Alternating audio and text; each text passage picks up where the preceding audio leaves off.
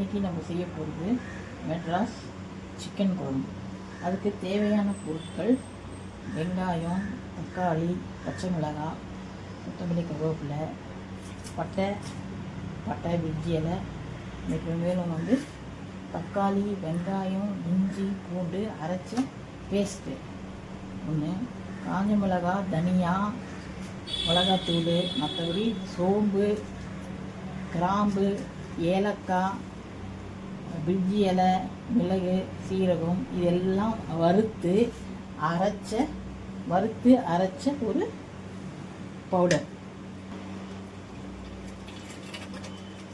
Chicken கழுவுனது, மஞ்சத்தூள் போட்டு கழுவி வச்சுக்கணும். செய்முறையை நம்ம பார்க்கலாம். முதல்ல குக்கர் எடுத்துக்கிறோம்.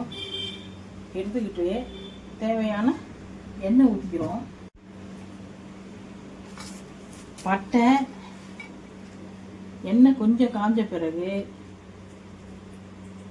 பட்டை, பிரிஞ்சி இலை அதில் போட்டுக்கிறோம்.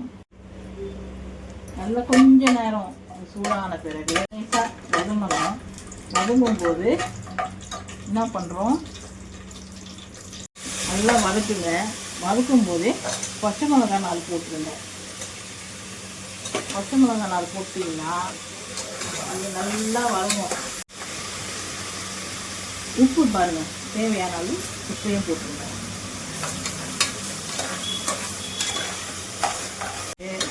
இந்த சிக்கன் நம்ம அலசி மஞ்சத்தூள் போட்டு அலசி வச்சிருக்கிற இந்த சிக்கனை போட்டுருங்க.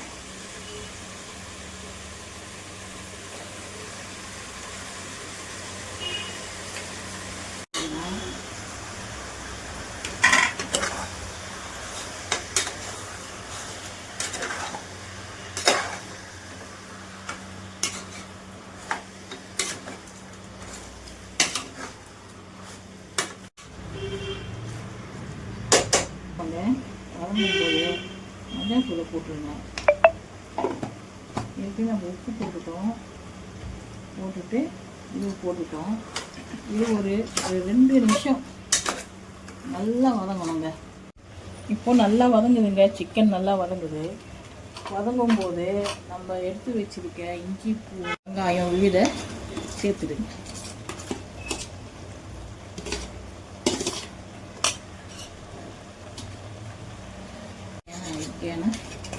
தண்ணியை ஊற்றிடுங்க.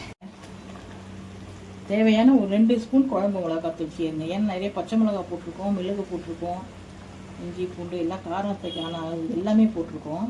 அதெல்லாம் மிளகாத்தூள் மட்டும் ஒரு 2 ஸ்பூன் போட்டுட்டு இப்போ அந்த பவுடர் தனியா, மிளகாய், சோம்பு நல்லா வறுத்து அரைச்ச பவுடரை போட்டுருங்க. தண்ணி விட்டுருக்கோம். கொஞ்சம் சிக்கன் நல்லா முங்கணும். முங்குற மாதிரி தண்ணி ஊற்றிக்கோங்க. ஊற்றிக்கிட்டு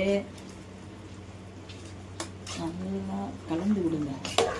ஏன்னா உப்பு அடியில் நிற்கும். கலந்து விட்டுட்டு